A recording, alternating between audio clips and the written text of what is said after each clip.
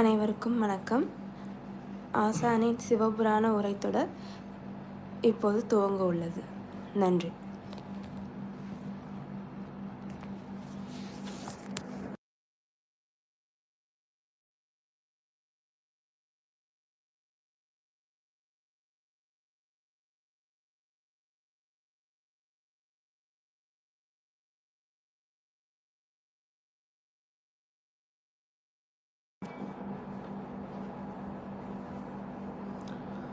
அனைவருக்கும் வணக்கம். மாணிக்கவாசக பெருமான் அருளிய திருவாசகத்தின் சிவபுராணத்திற்குரிய உரை விளக்கத் தொடரின் 2ஆம் பகுதி.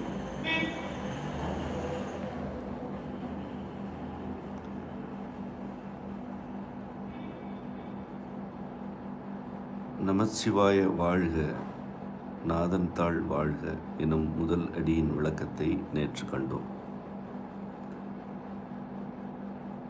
இமைப்பொழுதும் என் நெஞ்சில் நீங்காதான் தாழ் வாழ்க,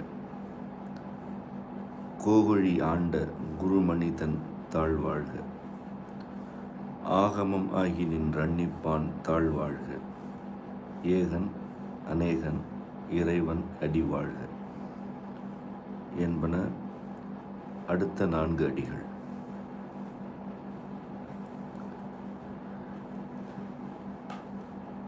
இமைப்பொழுதும் என் நெஞ்சில் நீங்காதான்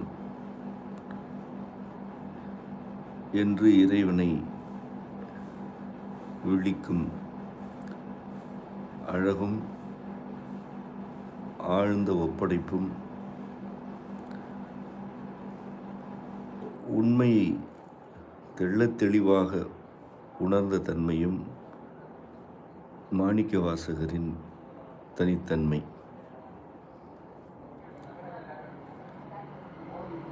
இறைவனை நான் மறக்கவில்லை, மறக்க மாட்டேன், மறக்கக்கூடாது என்று கூறியோர் உண்டு. என்றும் அவ்வாறு கருதுவோரும் கூறுவோரும் உண்டு.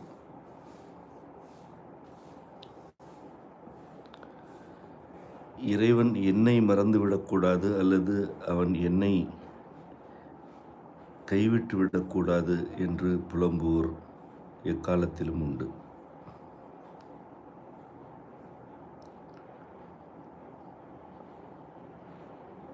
இறைவன்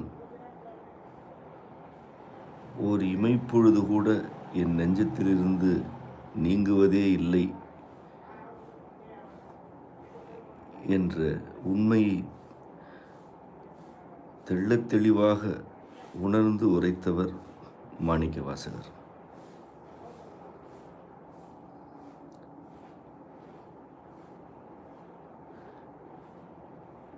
எந்நேரமும் இறைவனை நினைத்து கொண்டிருத்தலும் அவனையே எண்ணிக்கொண்டிருத்தலும் மனிதர் வாழ்க்கைக்கு பொருத்தமற்றது,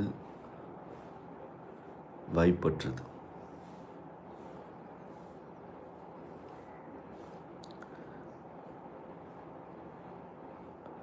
ஆதலால் அவனை எண்ணாமல் இருந்துவிட்டு சில காலம் கழித்து ஐயோ இப்படி உன்னை எண்ணாது இருந்தேனே என்று வருந்துவது இயல்பு.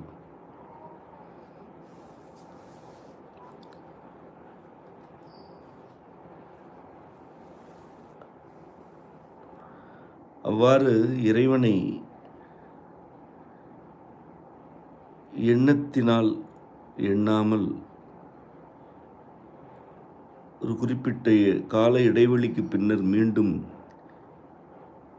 எண்ணும்போது ஐயோ உன்னை மறந்து தொலைத்தேனே என்று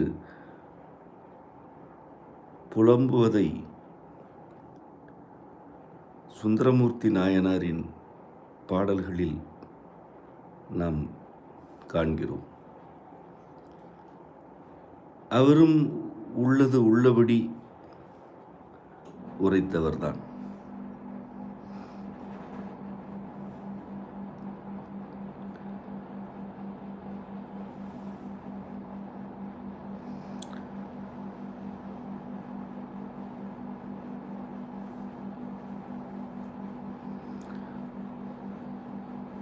பத்திமையும் அடிமையையும் கைவிடுவான் பாவியேன் என்று தொடங்கும் சுந்தரமூர்த்தி நாயனார்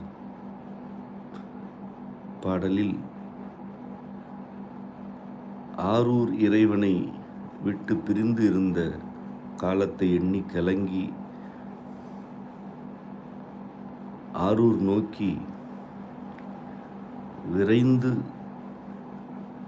களிப்புடனும் குற்ற உணர்ச்சியுடனும் அவர் பாய்ந்து வருவதை காட்சியாகவே காணலாம். அந்தளவு உண்மையாகவும் நேர்த்தியாகவும் அப்பாவினை அவர் பாடினார்.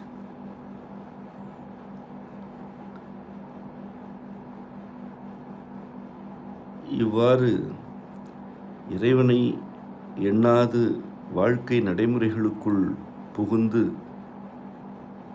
அவற்றில் துயருற்று அல்லது களிப்புற்று ஒரு நிலைக்கு பிறகு அவற்றிலிருந்து மீண்டு ஐயோ அவனை எண்ணவில்லையே என்று கலங்குதல் யாவருக்கும் உரியது. அது மாணிக்கவாசக பெருமானுக்கும் உரியது.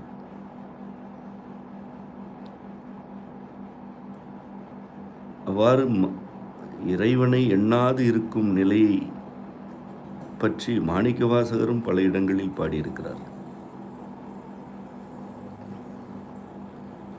இதுதான் மனித இயல்பு, இதுதான் மனித வாழ்க்கையின் வரம்பு.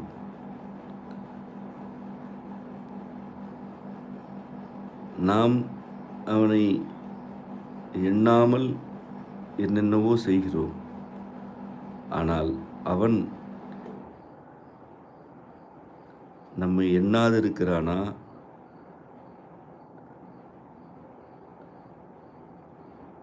நம்மிடமிருந்து நீங்கி இருக்கிறானா என்பது நம் இறையியலில் இன்றியமையாத கேள்வி. அதற்கு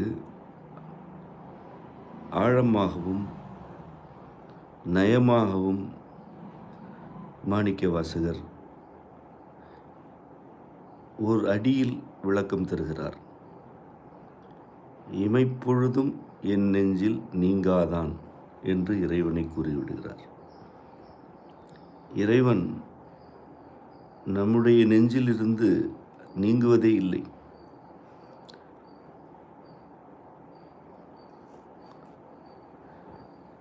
ஓர் இமை எனப்படுவது ஒரு மாத்திரை எனும் கால அளவு. அது நம் தொல்காப்பிய மரபு. தொல்காப்பியத்தில் மாத்திரைக்கு உரிய கால அளவாக இமைப்பொழுது கூறப்பட்டிருக்கிறது.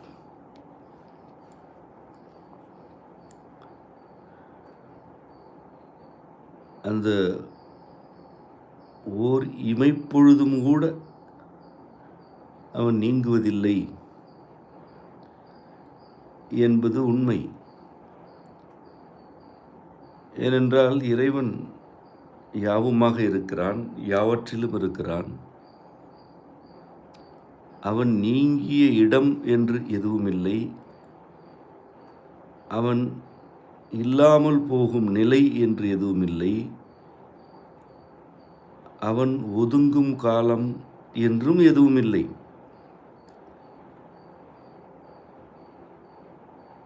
ஓர் இமைப்பொழுது என்கிறோம். அந்த பொழுதும் அவன்தான். அந்த பொழுதிற்குரிய அசைவினை வழங்கும் இமையும் அவன்தான்.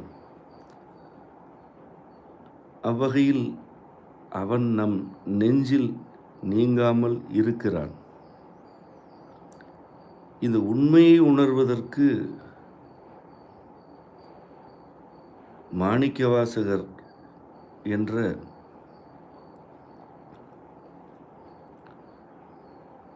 ஒரு பெரும் அருள் பெற்ற மனிதர் தேவைப்படுகிறார். அவர் தன் சிவபுராணத்தின் 2ஆம் அடியிலேயே இதனை கூறிவிடுகிறார்.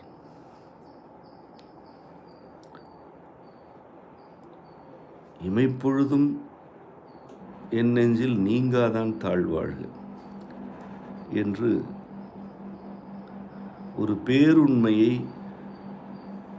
மிகவும் எளிமையாக அழுத்தந்திருத்தமாக அறிவிக்கிறார். அவன் அங்கேதான் இருக்கிறான். நீ அவனை எண்ணினால் உனக்கும் அவனுக்கும் உறவு அமைந்து விடுகிறது.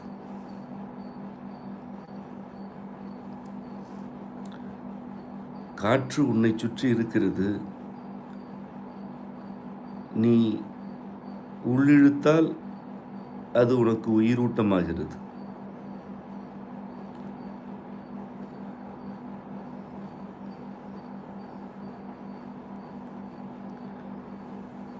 வெப்பம், குளிர்ச்சி ஆகியன உன்னை சூழ்ந்திருக்கின்றன. நீ வெளியே வந்தால் வெப்பத்தை உள்வாங்குகிறாய்.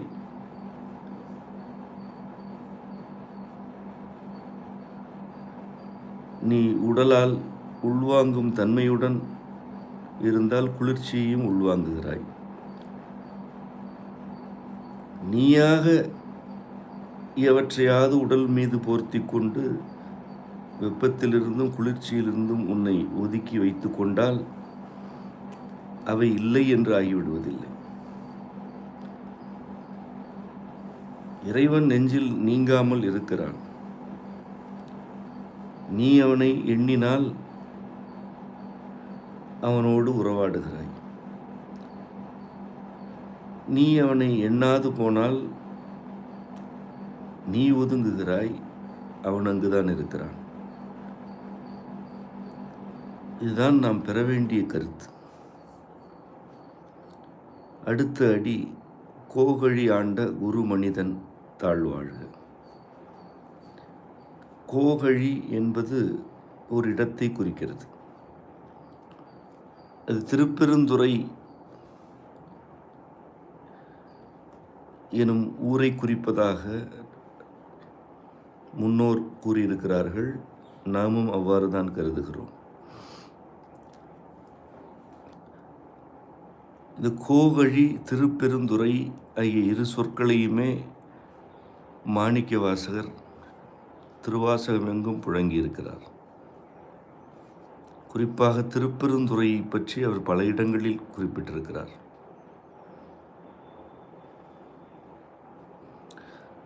கோகழி எனும் சொல்லில் உள்ள கழி, திருப்பெருந்துறையில் உள்ள துறை ஆகிய இரண்டுமே கடலோரத்து ஊர்களுக்கு உரிய அடையாளங்கள். கடல் பொங்கி எழுந்தோ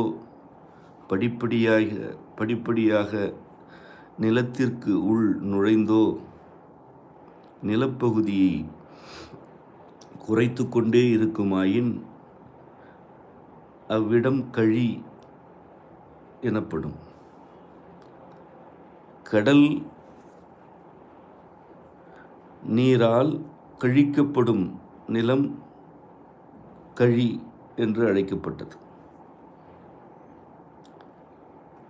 துறை என்ற சொல்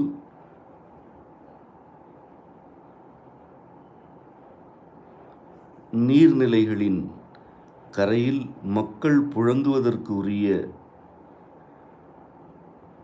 இடம் என்ற பொருள் தருவது. ஆற்றுக்கும் துறை உண்டு, ஓடைக்கும் துறை உண்டு, கடலுக்கும் துறை உண்டு.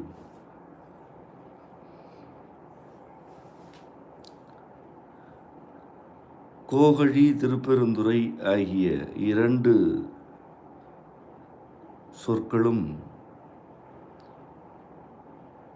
கடலோரத்தில் இந்த ஊர் அமைந்திருந்தது என நமக்கு காட்டுகின்றன.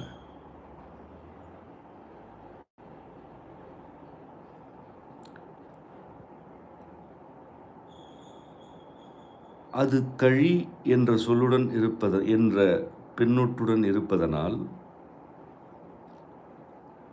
அக்குறிப்பிட்ட ஊர் கடலால் உள்வாங்கப்பட்டு கொண்டிருந்தது என்பதனை நாம் அறிந்து கொள்ள வேண்டும். திருப்பெருந்துறை எனும் ஊர் கடல் ஓரத்தில் இருந்தது. அது கடலால் அரிக்கப்பட்டு கொண்டிருந்தது அல்லது உள்வாங்கப்பட்டு கொண்டிருந்தது என்று இரு சொற்களில் இருந்தும் ஒரு பொருளை நாம் எடுத்துக்கொள்ள வேண்டும்.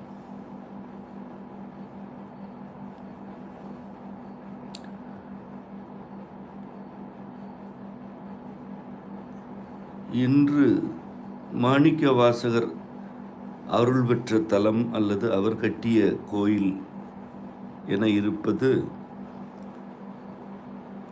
ஆவுடையார் கோயில் எனும் ஊரில் உள்ளது. அது கடலில் இருந்து தொலைவில் இருக்கிறது. ஒன்று இந்த ஊருக்கு அருகே அல்லது இந்த ஊரில் கடல் இருந்திருக்க வேண்டும், அல்லது மாணிக்க வாசகர் குறிப்பிடும் கோகழி அல்லது திருப்பெருந்துறை கடலுள் மூழ்கி இருக்க வேண்டும். இந்த இரண்டில் ஏதேனும் ஒன்றுதான் உண்மையாக இருக்க இயலும்.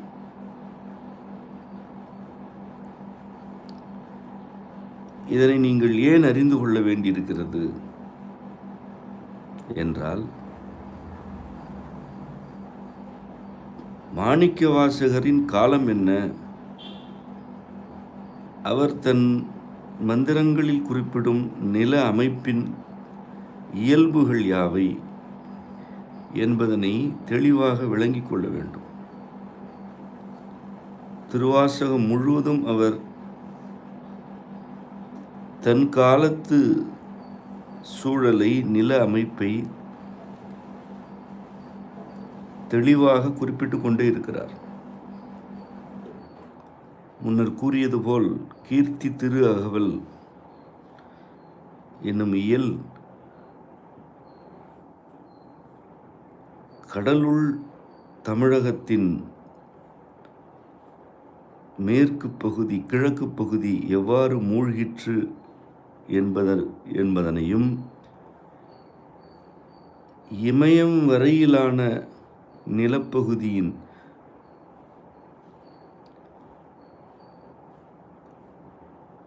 தொன்மை நிகழ்வுகளையும் வரிசைப்படுத்தியிருக்கிறார். கீர்த்தி திரு அகவலில் அவர் வரிசைப்படுத்தியிருக்கிறார்.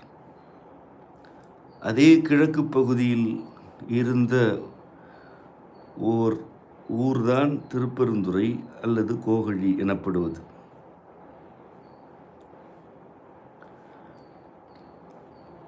கீர்த்தி திரு அகவலின் உரை விளக்கத்தை நாம் நோக்கும் பொழுது இது இன்னும் கூடுதலாக நமக்கு பொருள்படும்.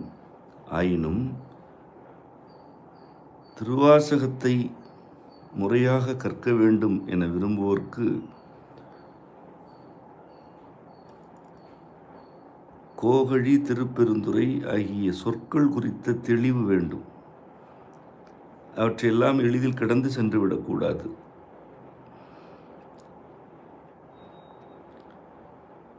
கோகழி ஆண்ட குருமணி தன் தாழ்வாழ்க. குருமணி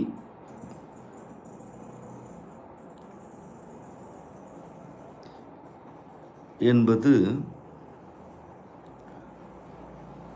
மணி போன்ற குரு என பொருள் தருவது.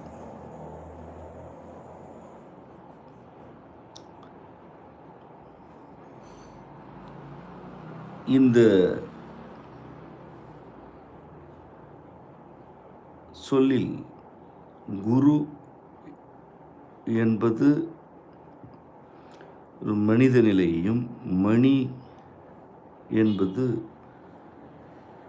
ஒரு பொருளையும் குறிக்கின்றன.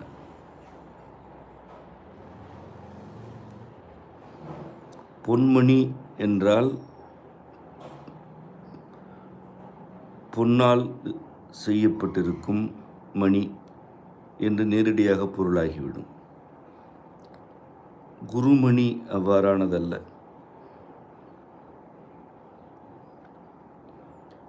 ஒரு உவமை கூறப்படுகிறது. அது மணி எனும் சொல்லால் அழைக்கப்படுகிறது, என்ற சொல்லாக அழைக்கப்படுகிறது.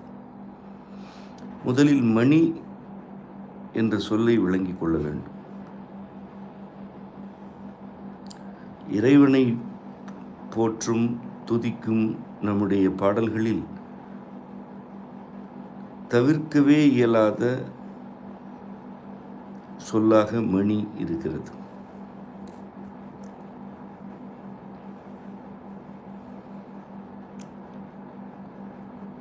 மண் மணி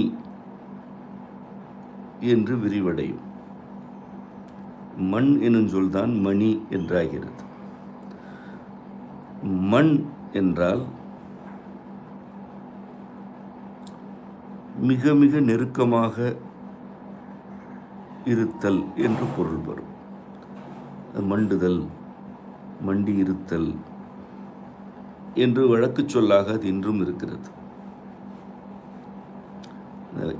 மண் எனும் சொல்லுக்கு உரிய அடிப்படையாக அண் இருக்கிறது. அண் என்றால் அண்மை, அண்மித்தல், அண்டியிருத்தல்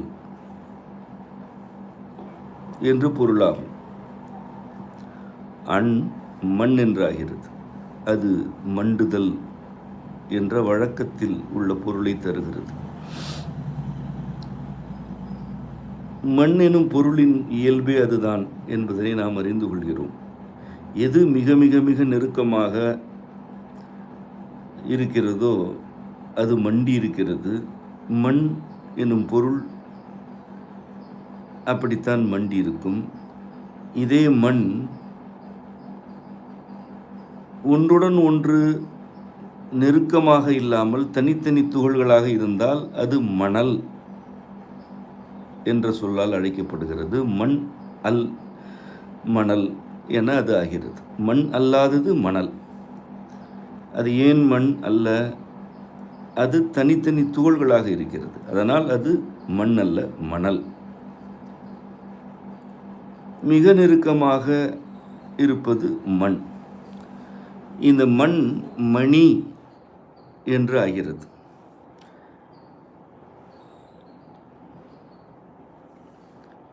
மிக நெருக்கமாக இருக்கும் மண் தனது அடுத்த நிலையில் ஒரு வளர்ச்சியை அடைகிறது. அந்நிலை, அந்த வளர்ச்சி யாதெனில் திடத்தன்மை. மண் பன்னெடுங்காலமாக மிக நெருக்கமான அல்லது மிக அடர்த்தியான தன் இயல்பிலேயே இருக்கும் பொழுது அது ஒரு திடப்பொருளாகிறது.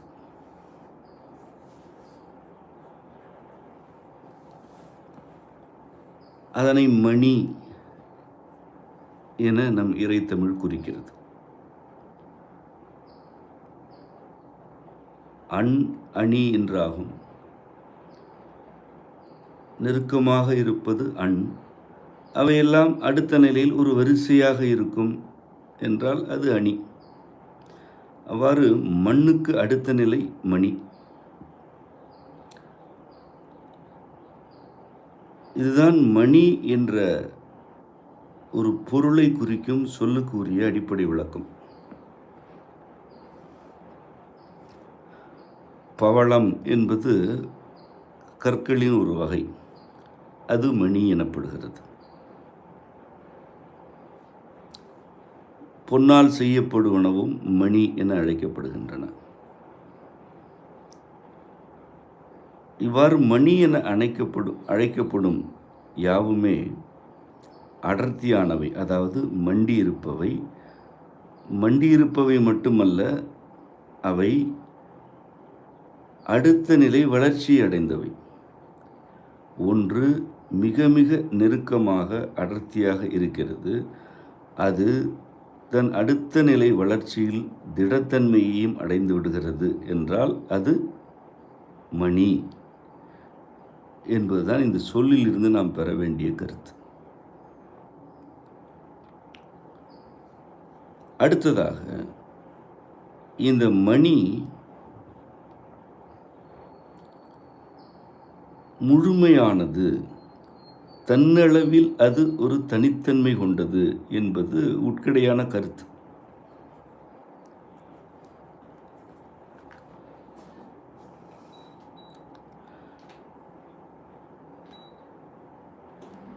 ஒரு பரப்பில் மண் இருக்கிறது என்றால் அதன் ஒரு பிடியை அங்கிருந்து எடுத்து செல்லலாம், அப்பொழுதும் அது மண்தான். முழுவதையும் அப்புறப்படுத்தினால் அது எங்கு எடுத்து செல்லப்படுகிறதோ அங்கு அது மண். மண் நீக்கப்பட்ட பிறகு அங்கு இருப்பதனை தரை என்கிறோம். ஆனால் மணி எனப்படுவது தன்னளவில் முழுமையடைந்தது, தன்னளவில் உறுதியானது, தன்னளவில் திடத்தன்மை கொண்டது. ஒரு பெரும்பரப்பில் இருந்த மண் ஒரு சில மணி என்று ஆகுதல் இயற்கை. அதற்கு மிகச்சிறந்த சான்று வைரம். பொன்னும் அதற்குரிய சான்றுதான். பன்னெடுங்கால அழுத்தத்தில் மண் அடர்ந்து அடர்ந்து வைரம் என்று ஆகிறது. அவ்வாறு ஆன பின்னர் அது தன்னளவில் தனித்தன்மை கொண்டிருக்கிறது. இதற்கு என்ன பொருள்? எந்த மண் வைரம் என்று ஆயிற்றோ அந்த மண் இப்பொழுதும் மண்ணாகவே இருக்கிறது. அதிலிருந்து ஒரு பகுதி மட்டும் வைரம் ஆகிவிட்டது. வைரம் என்று ஆகிவிட்ட அந்த பொருள் தனித்தன்மை அடைந்து அடுத்த நிலை வளர்ச்சிக்கு வந்துவிட்டது. மற்றவை தம் நிலையில் அப்படியே இருக்கின்றன. அவை இனி அடர்ந்து அடுத்த நிலைக்கு வரலாம். இதுதான் மணி என்று சொல்லுக்குரிய பொருள். இதனால்தான் இறைவனை பல்வேறு இடங்களில் மணி மணி என்று வியந்து துதிக்கும் வழக்கம் இருக்கிறது.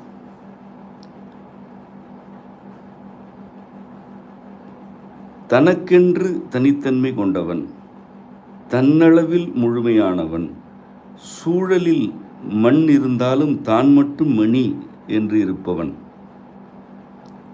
என்றெல்லாம் அதற்கு பொருள் உண்டு.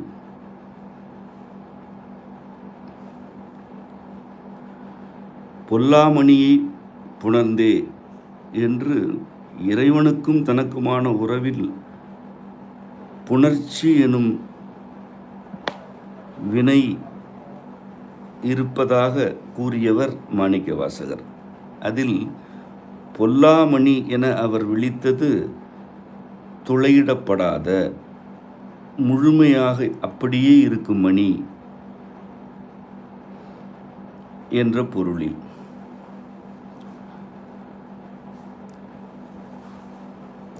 மணி முழுமையானது, அது சிதைக்கப்படாதது, அது துளையிடப்படாதது என்பதுதான் மணிக்குரிய சிறப்பே. ஆதலால் இந்த மணி எனும் சொல்லும் அதற்குரிய பொருளும் சூழலில் இருந்து விளைந்தாலும் அந்த சூழலிலிருந்து அடுத்த நிலையை அடைந்த பொருள் என்றும், சூழலின் தாக்கங்களுக்கு ஆட்படாமல் இருக்கும் தனித்தன்மை கொண்ட பொருள் என்றும், சூழல் எவ்வாறு இருந்தாலும் தன் உறுதியை திடத்தன்மையை விட்டு கொடுக்காத பொருள் என்றும், கொள்ளப்பட வேண்டியது. ஒன்று, குறிப்பிட்ட சூழலிலிருந்து தான் மணி எனும் பொருள் விளைகிறது. ஆயினும் அந்த சூழலின் தாக்கத்திற்கு அது ஆட்படாது. 2, அது தன்னளவில் தனித்தன்மை கொண்டது, முழுமையானது. 3, அது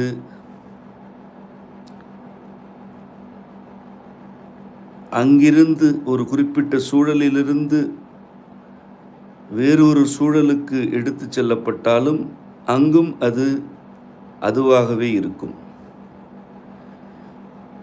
இவைதான் மணி எனும் சொல்லுக்குரிய அடிப்படையான கருத்துகள்.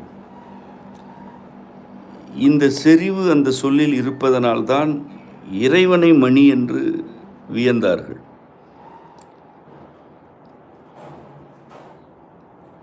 இந்த பொருள் குரு எனும் சொல்லுக்கு உவமையாக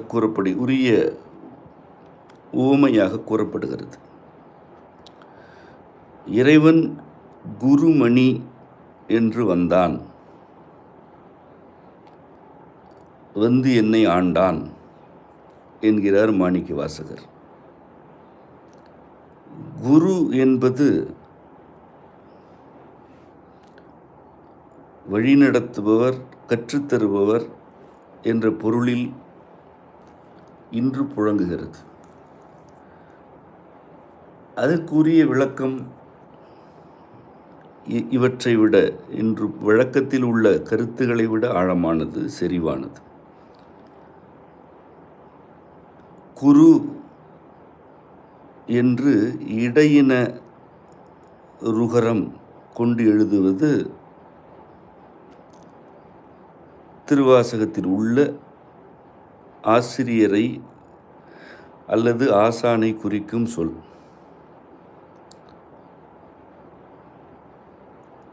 குறுகிய என்று வல்லின ருகரத்தில் எழுதப்படும் சொல்லுக்கு உரிய பொருள் வேறு, குரு என்ற சொல்லுக்குரிய பொருள் வேறு. அதாவது இடையின ருகரம் கொண்ட குருவுக்கு உரிய பொருளும் வல்லின ருகரத்தால் குறிக்கப்படும் குரு எனும் சொல்லுக்குரிய பொருளும் வெவ்வேறானவை. முதலில் வல்லின ருகரத்திற்குரிய பொருளை நோக்கிவிடுவோம். ஒன்று குறுகலாக இருக்கிறது, குறுகி இருக்கிறது என்கிறோம். இதன் பொருள் அளவில் விரிவாக இருக்க வேண்டிய ஒன்று அல்லது அளவில் விரிவாக இருக்கும் ஒன்று, அந்த அளவை குறைத்து கொண்டால் அது குறுகுதல்.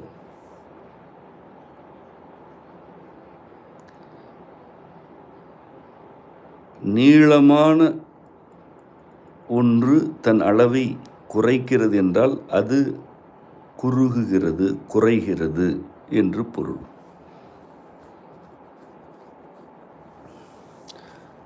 இது வல்லின ருகரம் கொண்ட குரு எனும் சொல்லுக்குரிய அடிப்படையான பொருள். இடையின ருகரம் கொண்ட குரு எனும் சொல்லுக்குரிய பொருள் யாதெனில், தன் இயல்பில் அல்லது தன்மையிலேயே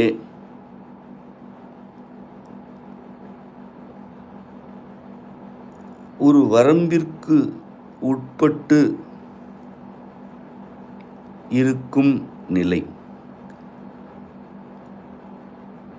விரிக்க வேண்டுமென்றால் விரிக்கலாம், ஆயினும் அளவை வரையறுத்து வைத்துக் கொள்வோம் என்று இருப்பது குரு. இருக்கும் அளவை மேலும் குறைத்து கொண்டால் அது குரு. இன்னும் விரிக்க வாய்ப்புண்டு, ஆயினும் அடங்கியும் அளவில் குறைந்தும் இருப்போம் என்று இருத்தல் குரு. இதற்கு சிறந்த சான்று குருவி எனும் சொல். ஒரு சிறிய பறவை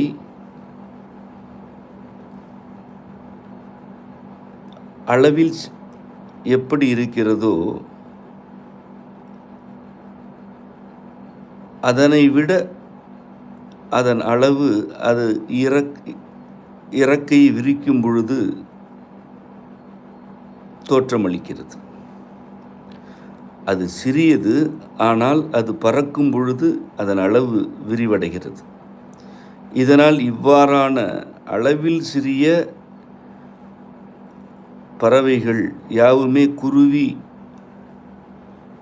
என்று வகைப்படுத்தப்பட்டன.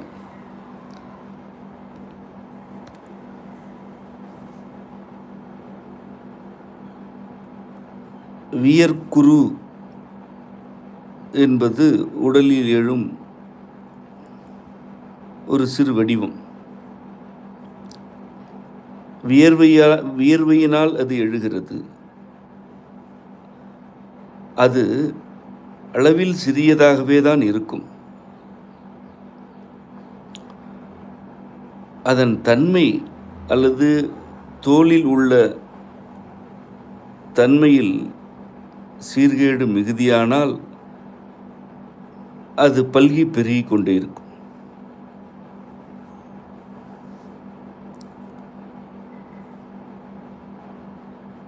இந்த குரு என்னும் சொல்தான்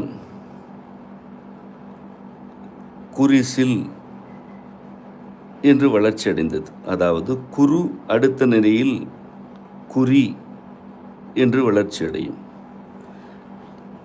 குறிசில் என்பது இன்று தமிழகத்தின் தென்பகுதியில் குச்சில் என்ற பேச்சு வழக்கில் உள்ளது. அது ஒரு குடிசையை குறிக்கிறது. குறிசில் என்றால் அளவில் சிறிய ஒரு குடிசை. இவ்வாறான குறிசில்களை நாம் நீட்டித்துக் கொள்வதற்கு எப்பொழுதும் வாய்ப்புண்டு. கூடுதலாக முன்னும் பின்னும் தூண்களை நாட்டினால் அந்த குறிசில் அளவில் இன்னும் நீளமாகும்.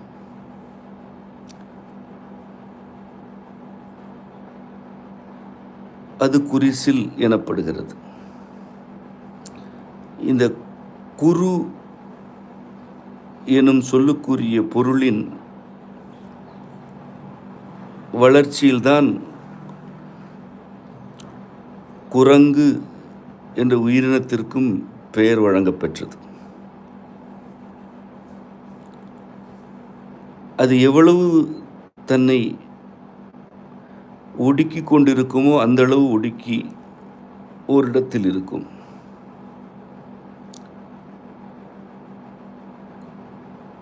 தாவிச் செல்லுதல் வேண்டுமென்றால் அது தன்னை விரித்து கொள்ளும். அவ்வாறானவை யாவுமே குரங்கு என்று வகைப்படுத்தப்பட்டன. அந்த குரங்கினுள் பல்வேறு உட்பிரிவுகள் உண்டு. அது ஒரு வகையினம். குரங்கு எனப்படுவது ஒரு வகையினம். எது இவ்வாறு தன் வடிவத்தை குறுக்கி கொண்டு தேவைப்படும் பொழுது விரிக்கிறதோ அது குருவி, குரங்கு என்றெல்லாம் ஆயிற்று. குரு, குர ஆகியவற்றுக்கு இடையிலே நிறைய பொருள் வேறுபாடு உண்டு. அவற்றை நான் விளக்கவில்லை. மேலோட்டமாக எளிமையாக சான்றுகளாக மட்டும் அவற்றை நான் கூறியிருக்கிறேன். எவ்வாறாயினும் குரு எனும் சொல்லுக்கு விரியும் தன்மையுடன் அளவில் அடங்கியிருத்தல் என்று பொருள். இதற்கு அடிப்படை உரு என்பது உருவம் என்கிறோம்.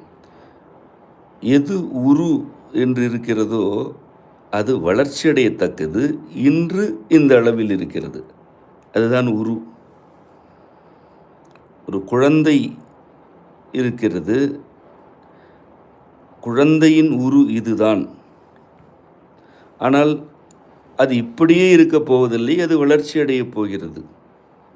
ஆனால் இப்பொழுது இதன் அளவு இதுதான் என்பது உரு எனும் சொல்லுக்கு உரிய அடிப்படை பொருளில் ஒன்று. இன்னும் பல பொருட்கள் உரு எனும் சொல்லுக்கு உண்டு.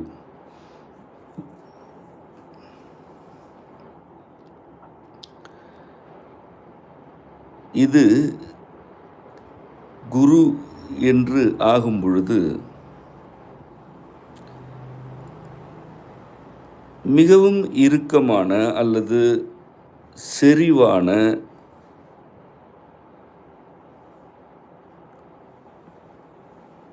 தன்மையில்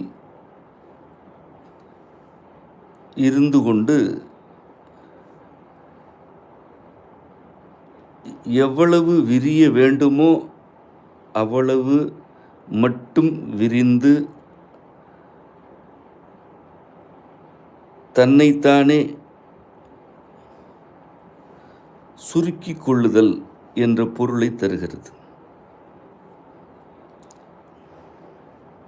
அதாவது இன்னும் வடிவமாக அளவாக வெளிப்பட வாய்ப்புண்டு என்றாலும் அவ்வாய்ப்பு இருக்கிறது என்பதற்காக விரிவடையாமல் தன்னை சுருக்கிக் கொள்ளுதல் குரு என்ற சொல்லுக்குரிய தன்மை.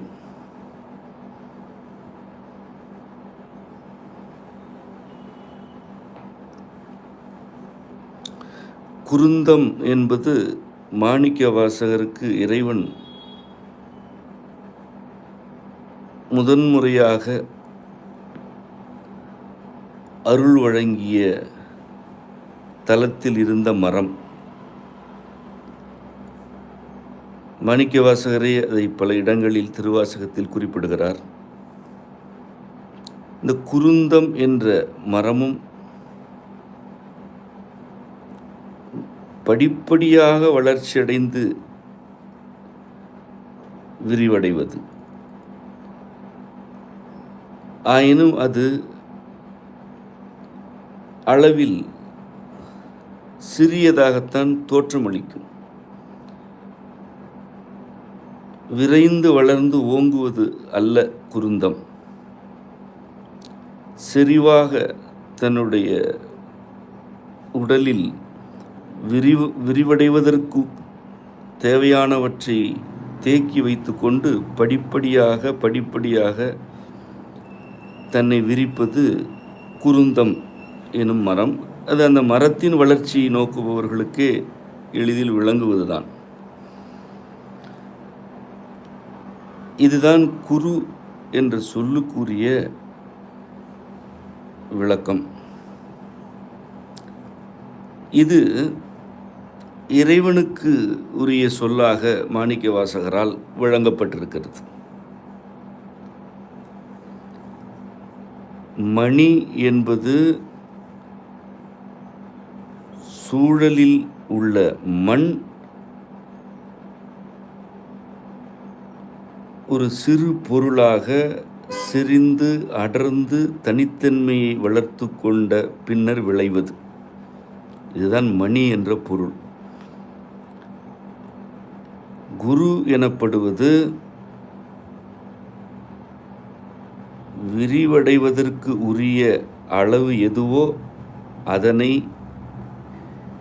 எட்டாமல் தன்னளவில் தன்னைத்தானே சுருக்கி கொண்டு இருத்தல், சூழலும் தேவையும் எழும்பொழுது மட்டும் விரித்தல், மீண்டும் சுருங்கிக் கொள்ளுதல். இவ்வாறு குரு மணி ஆகிய இரண்டு சொற்களுமே தனக்குத்தானே செறிவடைதல், தனித்தன்மையை பேணுதல், சூழலின் தாக்கங்களுக்கு ஆட்படாதிருத்தல் என்ற ஒற்றுமையை கொண்ட சொற்கள். இவற்றில் மணி எனப்படுவது உயிரற்றது என்பதனால் அது தன்னை விரிக்காது. அது தன் முழுமையை தானே தக்க வைத்து கொள்ளாது. அது முழுமையாக இருக்கும். ஆனால் குரு எனும் சொல் மாந்தர்க்கும் இறைவனின் தன்மைக்கும் உரியது என்பதனால் சூழலுக்கு ஏற்ப தன்னை விரித்தலும் உண்டு, சுருக்குதலும் உண்டு என்ற கருத்து அந்த சொல்லில் இருக்கிறது. இந்த இரண்டுக்கும் உரிய ஒற்றுமை தன்னளவில் தானே செறிவடைந்திருத்தல், புறத்தாக்கங்களுக்கு ஆட்படாதிருத்தல். இவ்வாறு குரு மணி என்று இறைவனை மாணிக்கவாசகர் விழிக்கிறார்.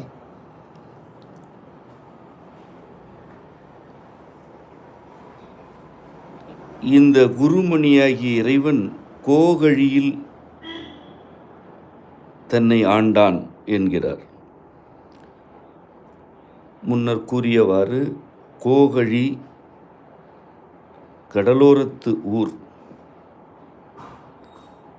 அங்கு குருவாக வந்த மணி தன்னை ஆண்டது என்கிறார். இந்த அளவில் இன்றைய பாடம் நிறைவடைகிறது. மீண்டும் அடுத்த வகுப்பில் இணைவோம். உங்கள் அனைவருக்கும் அம்மையப்பர் அருள் நிறைவதாக. நன்றி.